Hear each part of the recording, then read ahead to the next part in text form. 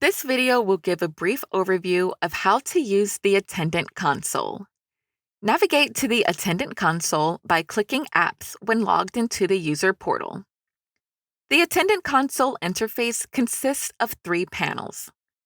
On the left is a call park zone, which shows calls that are currently parked and call parks if dynamic call parking is disabled. Extensions in the middle will by default show users. However, you can also select call queues, auto attendants, or conference bridges.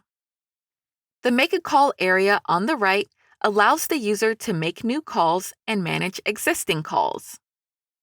The Attendant console supports the use of dynamic call parking, which is when a call goes to the first available call park. It also supports static call parking, which is activated by transferring the call to a specific call park. Dynamic call parking can be enabled with a toggle switch in the call park zone.